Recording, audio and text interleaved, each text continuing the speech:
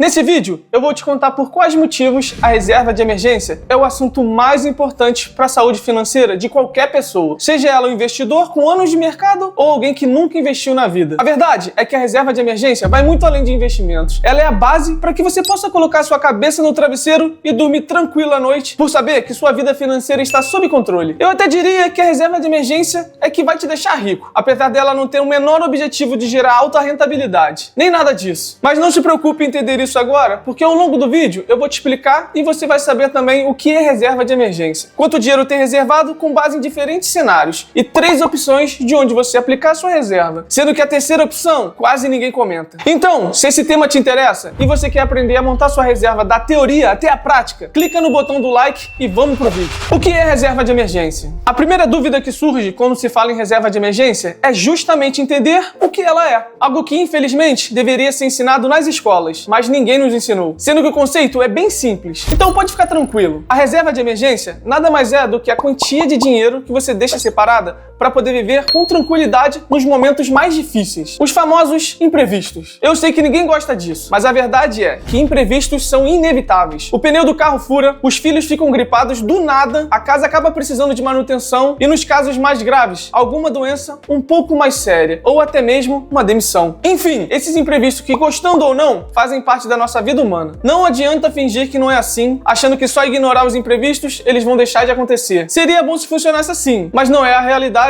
e você sabe disso. Então, eu prefiro muito mais me preparar financeiramente para que quando o imprevisto aconteça, a minha mente esteja focada 100% em resolver o problema e não em como eu vou arrumar dinheiro para isso. O que já seria um segundo problema caso você não tenha uma reserva de emergência. Imagina só comigo que todos os 4 pneus do seu carro furem ao mesmo tempo e no mesmo dia. Eu sei que é difícil, mas vamos só imaginar. Ou seja, você tem um problemão, porque cada pneu custa uma fortuna. Mas se você tem dinheiro na sua reserva, esse problema é fácil. É só você procurar um pneu bom e barato e trocar. Porém, se você não tem 1 centavo na sua reserva de emergência, então na realidade você tem 2 problemas: os pneus furados e a falta de dinheiro para comprar os novos. Ou seja, reserva de emergência é justamente esse dinheiro que você precisa deixar guardado para te socorrer quando os imprevistos acontecerem. E eles vão acontecer. A reserva de emergência vai me deixar rico? A questão é que, como esse dinheiro é para ser usado em casos de emergência, não é ele que vai te gerar os maiores retornos no mundo. Porém, eu diria que é uma boa reserva de emergência que te possibilita enriquecer com o passar dos anos. Isso porque a maior dificuldade de conseguir enriquecer é justamente sair da pobreza. Eu sei que isso talvez pareça um jogo de palavras para gerar uma frase de efeito, mas a verdade é que isso é muito sério. O que não faltam são exemplos de pessoas que conseguiram juntar um dinheirinho em investimento de bolsa de valores, imóveis físicos ou o que for. Porém, acontece uma emergência e tiveram que consumir esse patrimônio, justamente por não ter uma reserva de emergência. Por exemplo, é muito comum a gente ver de acontecer quando a pessoa de maior renda da casa perde o emprego. Acaba que o carro tem que ser vendido às pressas para poder pagar os boletos que continuam chegando. E muitas vezes um carro que custa 50 mil reais na tabela FIPE acaba sendo vendido por 35 mil, 30 mil, às vezes até menos, dependendo da situação da emergência. E pior ainda, às vezes as pessoas precisam vender as ações no momento de baixa do mercado. E essa história acaba se repetindo de novo e de novo. Porém, se você tiver uma reserva de emergência formada, você consegue passar por esses momentos difíceis sem precisar diluir o patrimônio e consegue manter os ativos em posse da família. E dessa forma, esses ativos acabam se valorizando ao longo do tempo. Uma reserva de emergência também te permite, por exemplo, segurança para você trocar de um emprego que você não se sente valorizado para um outro, onde você se sentirá mais motivado a trabalhar e ter uma renda maior. A reserva também te dá respaldo para você correr mais riscos ao investir. Talvez colocar mais dinheiro em ações e em fundos imobiliários. Talvez comprar um apartamento na planta, montar um negócio que você sempre sonhou e por aí vai. Quanto ter na reserva de emergência? Agora que eu já falei o que é a reserva de emergência e porque ela é a base para mudar sua vida financeira, eu imagino que você queira saber quanto deveria ter na sua reserva. Normalmente, a reserva de emergência pode ser calculada levando em conta gastos básicos multiplicados por 3, 6 ou 12 vezes. Funciona assim: imagina que você tem um gasto básico que totaliza R$ 2.500 todos os meses. Bastaria você multiplicar essa quantia por 3, por 6 ou por 12. Vai depender do nível de segurança que é necessário para o seu caso. Nesse exemplo, R$ 2.500 vezes 3 meses seriam R$ 7.500. Agora, vezes 6 seriam R$ 15.000 e vezes 12 seriam R$ 30.000. Aí você deve estar se perguntando: mas Bruno, como eu sei que no meu caso eu preciso de 3,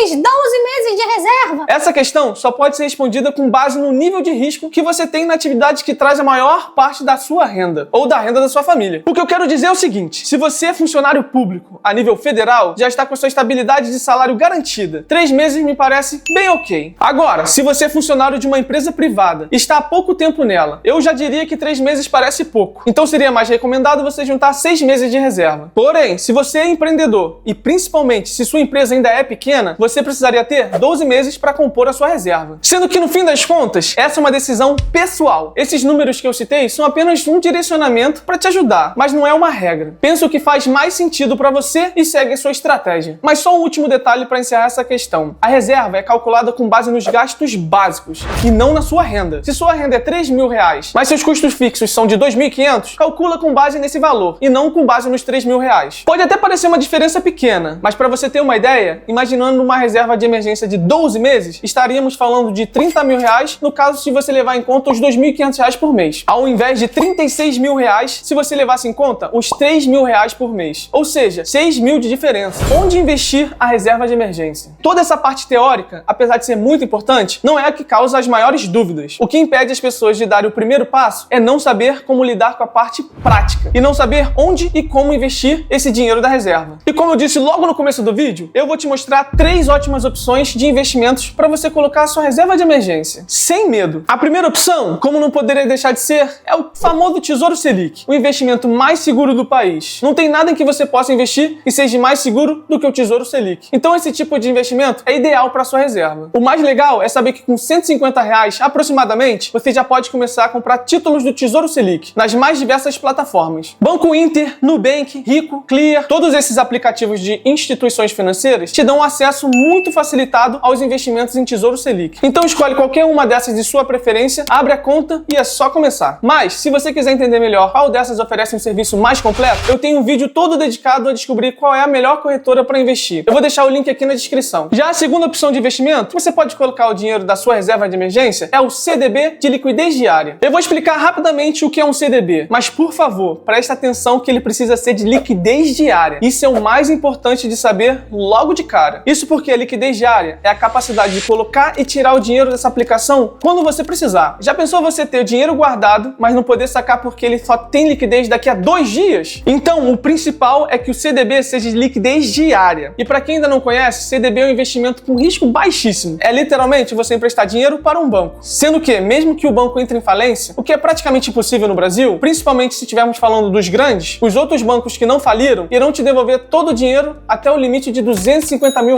por CPF, em cada instituição financeira. Eu não sei você, mas deixar o seu dinheiro no porquinho do Banco Inter, por exemplo, você já está investindo em um CDB. Então é realmente muito fácil e intuitivo começar. Ou se você não usa o Banco Inter, mas usa o Nubank, pode deixar seu dinheiro na caixinha, que é um RDB, uma espécie de primo do CDB, mas que funciona da mesmíssima forma e é tão seguro quanto. Por fim, a terceira opção de investimentos é o ETF de renda fixa, LFTS11, que é um fundo de índice que aplica em títulos públicos ligado à Selic. Essa também é uma forma extremamente segura de investir, com risco baixíssimo, assim como é no caso do CDB. Porém, eu acredito que o LFTS11 só faz sentido para quem já tem um pouco mais de experiência, utilizando as corretoras e entende algumas questões tributárias dele, como por exemplo, a polêmica de quanto imposto pagar em relação aos lucros. No caso, essa discussão tributária vem do fato de que o lucro dos ETFs é taxado em apenas 15%, independentemente de prazo. Porém, pelo LFTS11 ter títulos pré-fixados que rende diariamente, o lucro dele é taxado em 25%. Mas ainda existe muita discussão sobre isso, e a gestora está vendo formas de fazer a tributação sobre o lucro ser de apenas 15%, que é o mínimo que o investimento em renda fixa pode pagar sobre o lucro. Por isso, como eu disse, o LFTS11 só é recomendado para investidores experientes que entendam o funcionamento do mercado de renda fixa e dos ETFs. Se você ainda é iniciante, talvez a melhor opção seja o Tesouro Selic ou algum CDB de liquidez diária. Mas me diz aí, o que você está esperando para começar a fazer sua reserva de emergência agora? Espero que vocês tenham gostado e até o próximo vídeo.